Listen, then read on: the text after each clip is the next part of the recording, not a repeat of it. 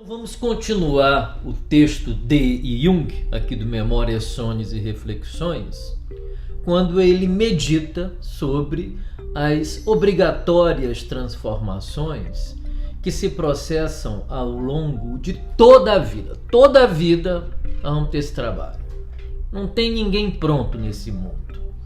Pessoa que acha que está pronta ou pensa que está pronta, está realmente com um sério problema. Na verdade, o que se observa é uma estagnação, uma parada no desenvolvimento, uma fixação no princípio de prazer que impede o desenvolvimento, considerando-se que o desenvolvimento se processa a partir dos conflitos, a partir das frustrações. Bion também nos ensinou isso. O aparelho mental, a partir de Freud, é claro, né? O papai Freud, né? O papai nos ensinou muita coisa importante, né? Papai arquetípico, é claro, né? Freud nos ensinou que o aparelho mental, né, se põe a funcionar a partir das frustrações. Né?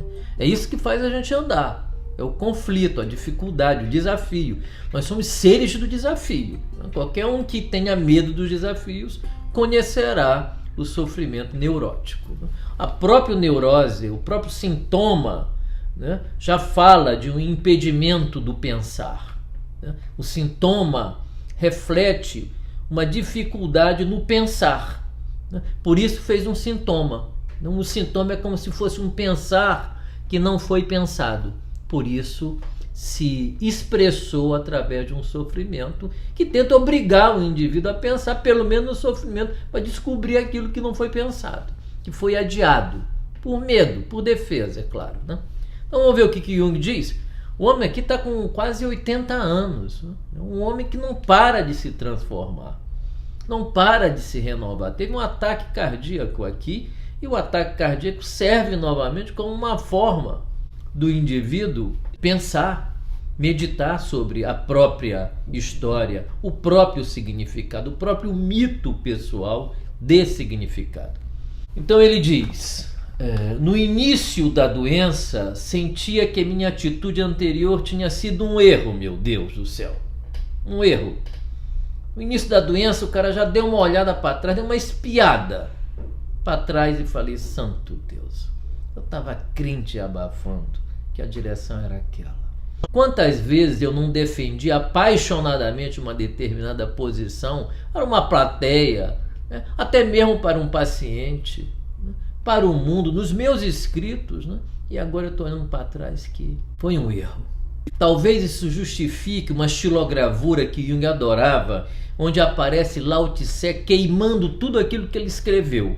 Dizem, não sei se é uma mitologia pessoal, familiar, da família Jung, mas dizem que no final da vida alguém perguntou para Jung se ele teria escrito todos os livros que ele escreveu. Disse que não, que poderia queimar praticamente todos, que ele só salvaria um.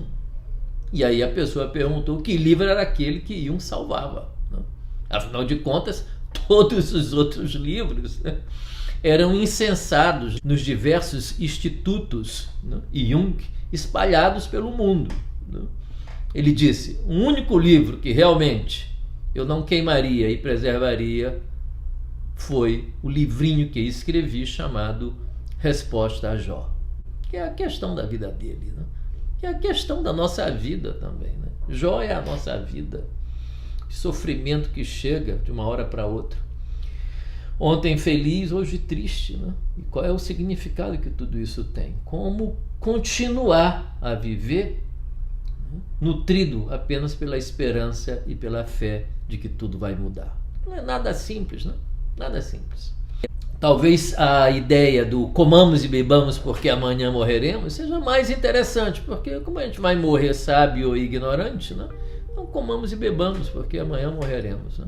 Mas isso não serve para algumas pessoas que precisam realmente compreender os acontecimentos. Então note bem, no início da doença sentia que a minha atitude anterior tinha sido um erro e que eu próprio, de qualquer forma, era responsável pelo acidente.